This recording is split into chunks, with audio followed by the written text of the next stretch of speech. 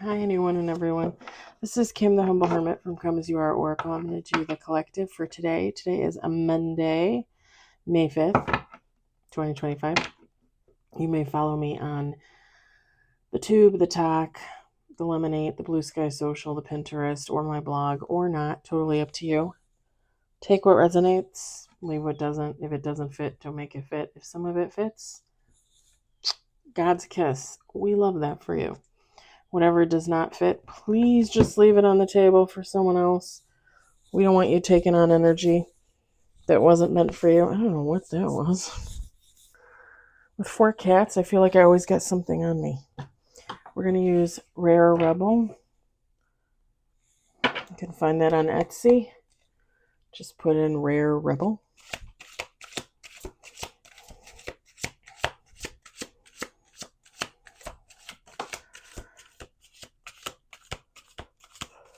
Oh, part B. I was so aggravated at work. It was crazy. Crazy. We got one on the table.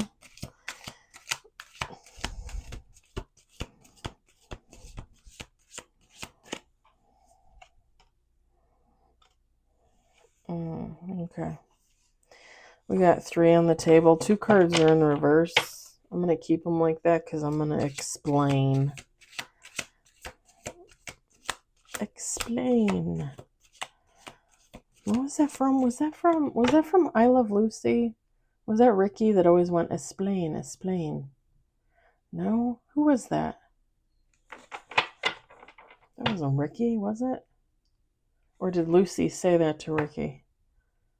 No, that wasn't it. And I know you're probably thinking of the little guy that says the plane. No, that's not it.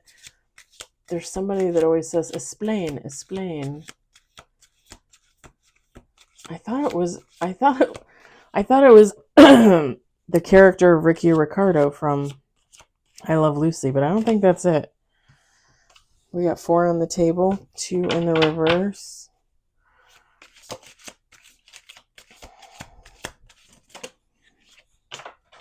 You guys don't know, I used to watch I Love Lucy all the time. It was my aunt's favorite show. I only ever watched it with her because nobody else in my family liked it. So I used to love it when we would watch it. And every Christmas we would go to their house and she would watch the 24-hour marathon of A Christmas Story. And it better be on that TV. There better not be no football, no basketball, no nothing. Like, she wanted 24 hours of A Christmas Story on there.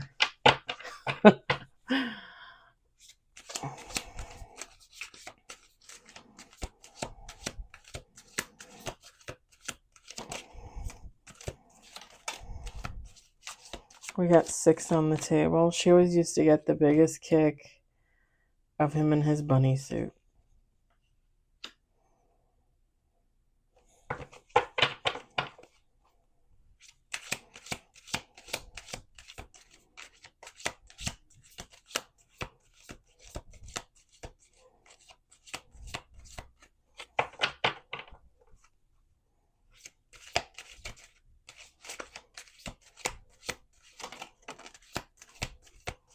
We got 7 on the table, 8 on the table.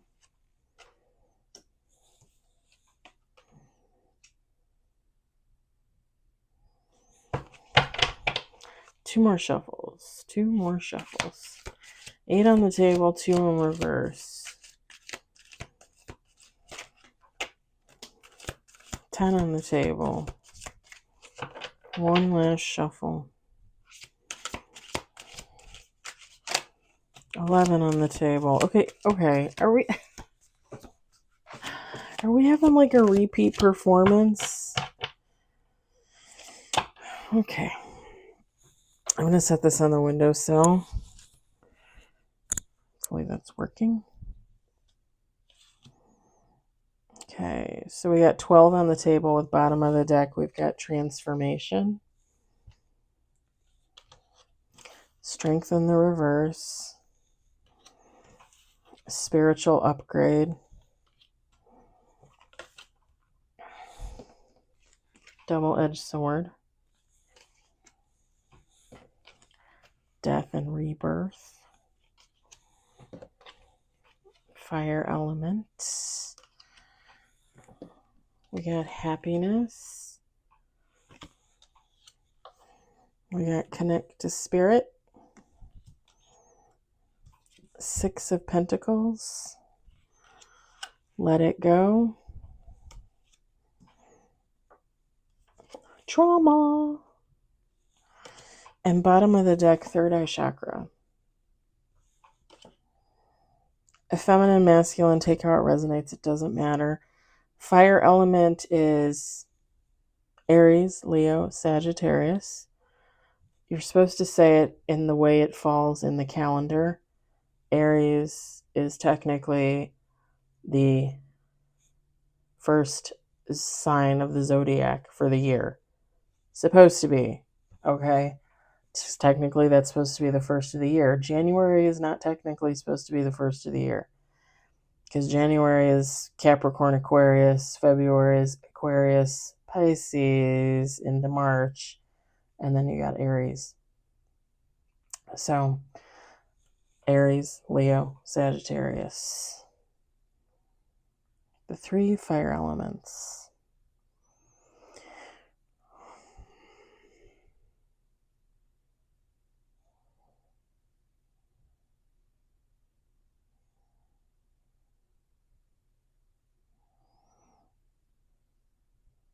Whoever this is someone going either like starting a healing. I'm going to say starting a healing journey with the death and rebirth.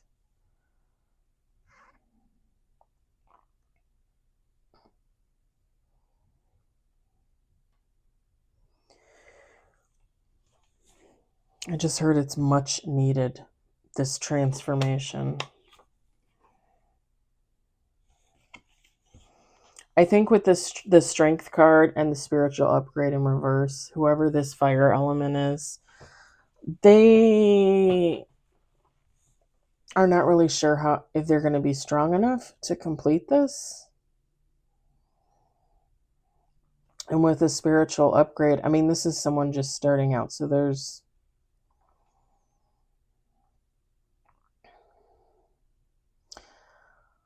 this also could be with the spiritual upgrade in reverse. This could be somebody that already knows like their religion, their spirituality, right? You know, just because you're starting a healing journey doesn't mean you don't know who you are spiritually. Like if you're a Catholic or a Presbyterian, or I don't even know if they have Presbyterians anymore, Methodist, Lutheran, if you're just spiritual, if you're atheist, right? Agnostic.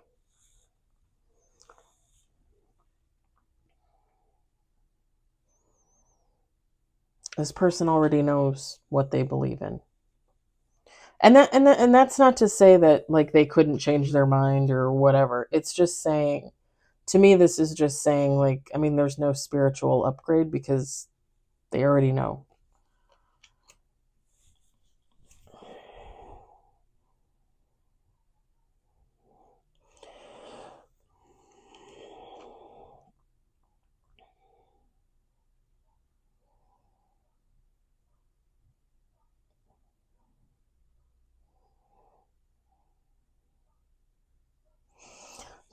So the strength card, right? Like this person doesn't know if they're strong enough to complete this journey. With the double-edged sword, it's kind of like them fighting with themselves, you know, like I know I'm strong enough, I'm not strong enough. I know I'm strong enough, I'm not strong enough. You know, back and forth, back and forth, back and forth.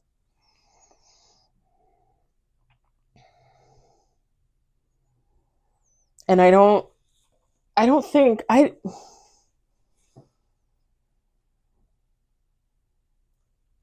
don't mean to be mean or offensive, but I don't think most people recognize what that healing journey entails with the death and rebirth, because You are literally putting to death an old version of you, your behavior, your mannerisms, your mentality, right? Your emotions, because you're going to change. You're going to work on all those things that traumatized you from birth to now. You're going to grow, you're going to change, you're going to morph, right? Morph into someone else.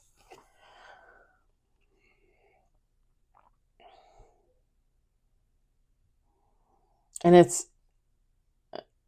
you go through this many times in your life, or you should, because you should never really technically stop growing or changing or learning, right?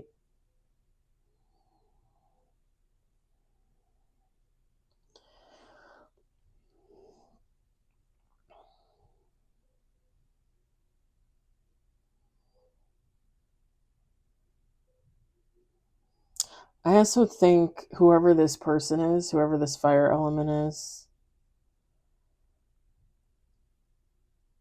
they didn't expect to,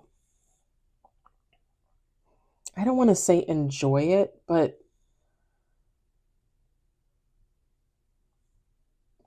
they didn't expect a transformation, a healing journey, a death and rebirth to change them so much to the effect that,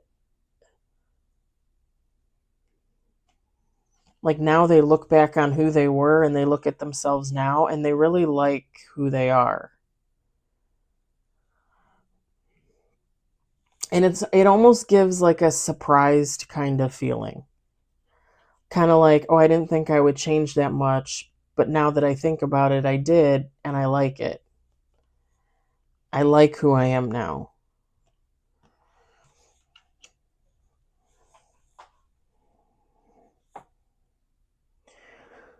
It's really easy for somebody to say, oh, you should always like who you are. When you accrue this throughout your life and you haven't healed any of this, it's actually really hard to say you love yourself, right? We go through so much as humans, every day, every year. All of that trauma we store inside of our tiny little bodies.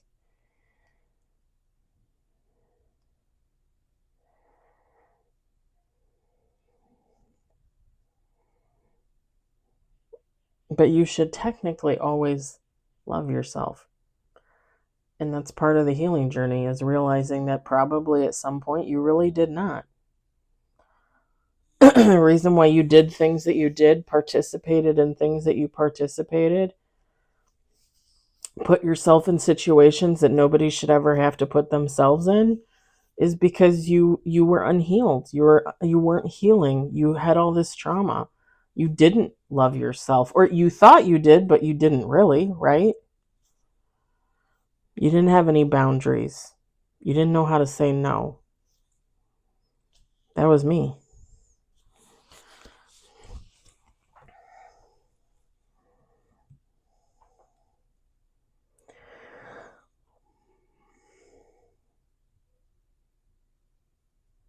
This person is learning what it is to be happy again. This person actually really likes to communicate with spirit, God, source, whatever they call them. Maybe they have conversations, maybe they do praying.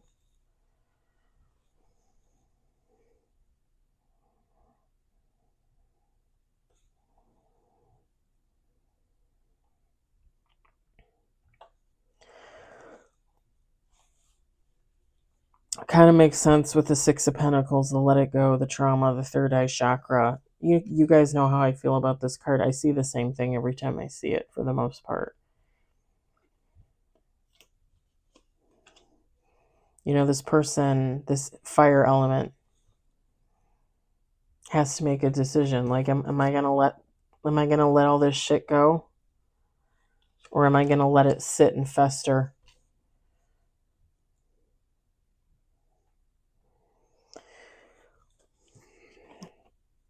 They chose to let it go. I mean, that's why the card is there. This person's third eye is probably open or opening. They're using it in some type of way.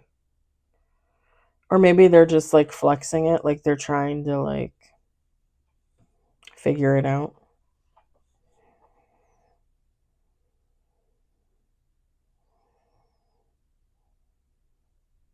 I had a dream.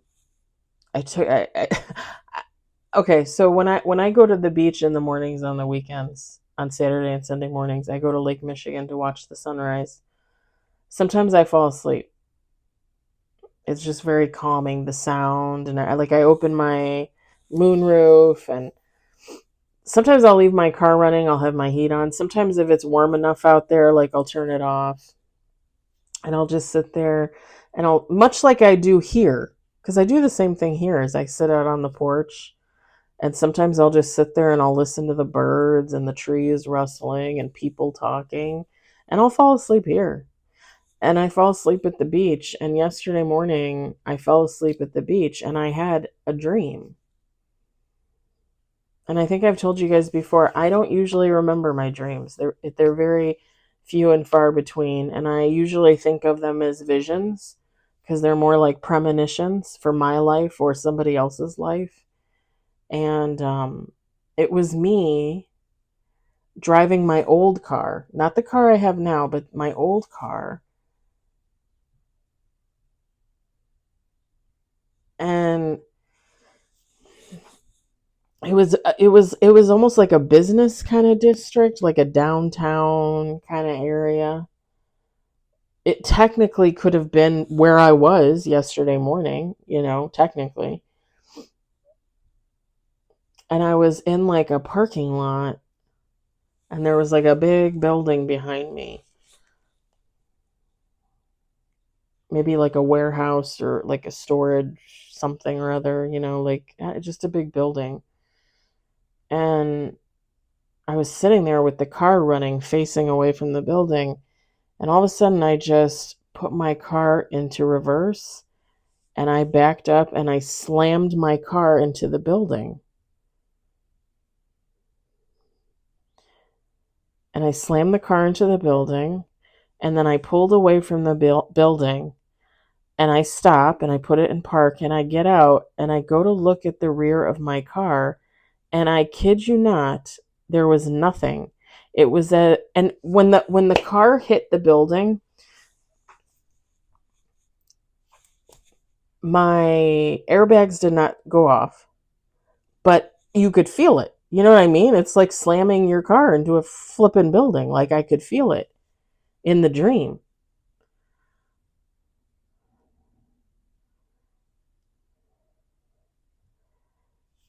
But when I went and walked around the back of the car to look at the car, there was nothing there. There was like a little, I don't even think it was a dent, maybe like a scratch. There was something on the side. I think it was the right side behind the driver's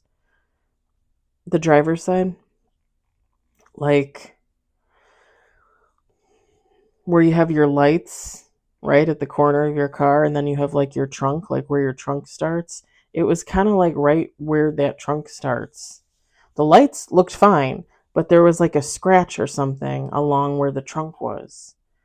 And it was like where the whole back of the car should have been totally up. Totally. And I remember being in the dream and looking at it and going, okay, like that's weird. Why didn't it do anything? And then I remember getting in the car and I was looking for something in the car, and I had like files in the car. I had some like boxes in the back seat, and then I started to panic because I felt like something was missing.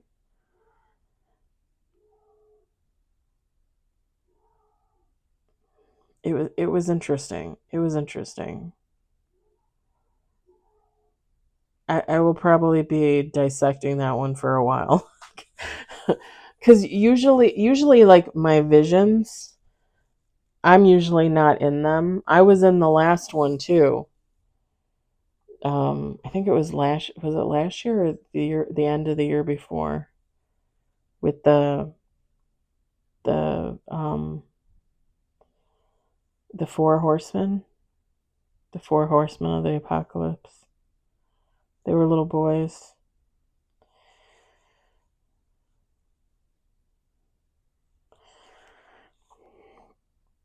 Anyway, I've been thinking about that dream since it happened yesterday. I've been like thinking about it, like, well, what does it mean? What could it mean? Like I go over it in my head over and over and over again. This person might be trying to exercise their third eye. When you don't tap into your intuitiveness, your psychic abilities, whatever you got going on, when you don't do that for so long, man, that is rough. That is really rough. Like realizing like you see things, you hear things, you feel things, and that's a part of it. Like you're not just like making that up. You're not just like in your head. Like that's part of your gift.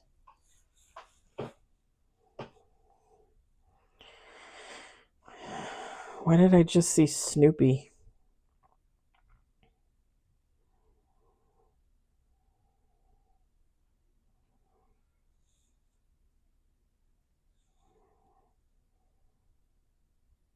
Maybe you like Snoopy. This person likes Snoopy. I don't know.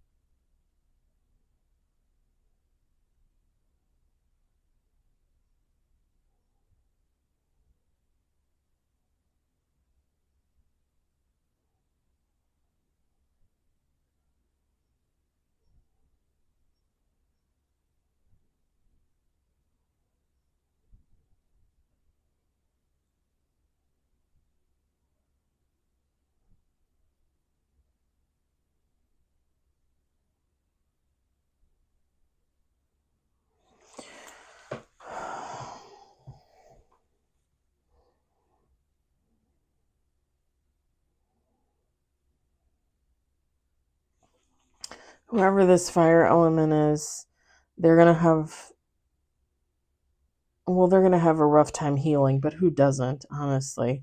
When I'm looking at this, the dandelion, or what do you call that? Dandelion fuzz? I don't know. I don't know. It's been a long time since I've even talked about dandelions. Dandelions. Um, like the card says let it go, and like this person letting go of their trauma, it's like they're gonna let it go in chunks. So like, and this is just an example, but like if this person has to heal from birth, right? So like the first chunk of what they're going to heal is probably more present day, so like the last 5 years. And then the next chunk after that is probably going to be, the 5 or 10 years before that. And then, you know what I mean? And then they'll possibly go back to the beginning, like childhood, and then kind of do like the first 5 years of their life, the second 5 years of their life, the third 5 years of their life. Do you know what I'm saying? Like it's just gonna be broken up into chunks for this person. I mean, I'm assuming typically that's how a lot of people heal.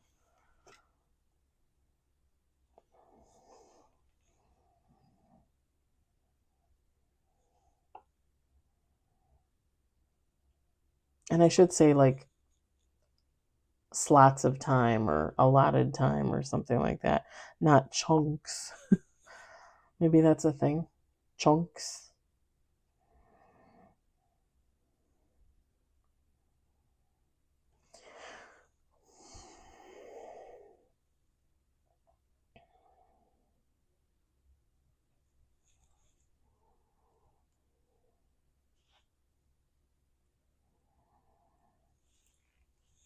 Okay, I know this is just a butterfly, but whoever this person is, feminine, masculine, it doesn't matter. They might be really good with animals. Like I'm picturing like mm, Like they might really like going to the zoo and looking at the animals, or maybe they did when they were a kid. Like it kind of brings them comfort. Like what do they call it? A whoopee. Have you ever heard that term? A whoopee? It's from it's from Michael Keaton and Terry Garr when they did the movie where he was the stay at home mom and she went out and got a job. Was it just, it wasn't called Stay at Home Mom. What the hell was it called? Oh, shoot. It was called something Mom, but it wasn't Stay at Home Mom. Michael Keaton, Terry Garr. Yeah, and the little kid always carried around his blankie and he called it a whoopee. But yeah, like a comforting, something comforting. Like they like to go to the zoo and look at the animals. Maybe it like it brings them peace, you know. Hey, I never thought I would be a bird watcher, and trust me, I'm never ever going to, other than the pigeons and the crows, I'm never really going to know which bird is which, and I'm always going to think the crows and the ravens are pretty much the same. But I enjoy sitting and watching them. I do. I really do. Like a 90-year-old person.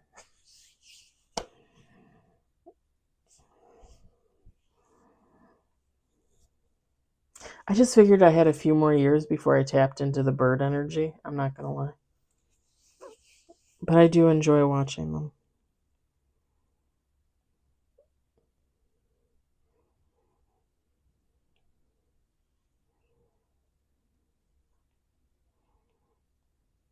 They might like animals because they couldn't have animals as a kid. Or not. Or they could just like animals. I mean, growing up, we had cats. And then one Christmas, Thanksgiving or Christmas, my brother brought home like the classroom guinea pig or whatever. I remember we had the guinea pig. Scruffy, I think was its name. I can't remember. And then when we were older, like in our 20s, we got dogs. My brother and I were still living with our parents and we got dogs. And then when the ex-husband and I got together, we got cats. Yeah. So I always had pets, but I've always been an animal lover. I love all kinds of animals. And I usually do pretty well with them too. Like even wild animals. And I say that with like a grain of salt because obviously like I'm not out in the woods with a wolf or a bear, but um yeah.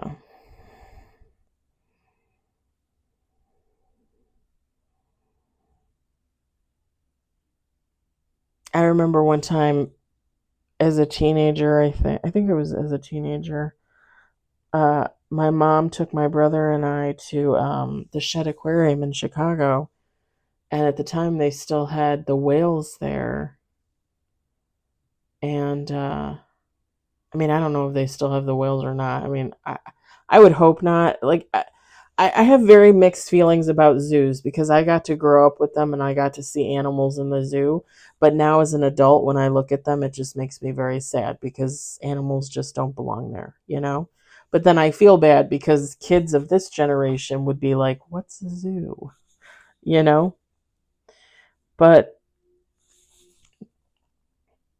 we went to the Shed Aquarium and I remember um because you could get up and move around and stuff. And I remember getting up and I was standing in front of the glass. They hadn't started the show yet, and I think it was two whales in there.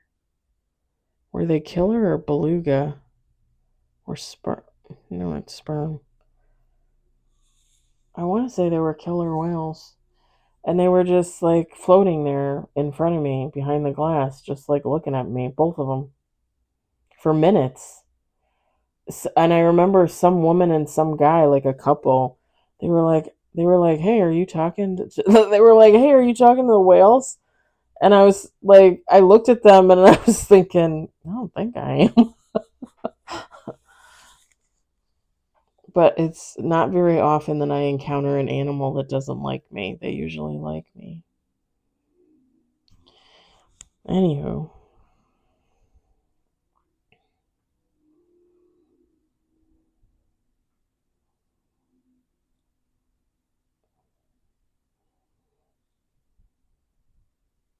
this person might be a runner, male, female, it doesn't matter. But I'm looking at this feminine on this card and I just picture somebody running, like not so much jogging, but like running, full on running.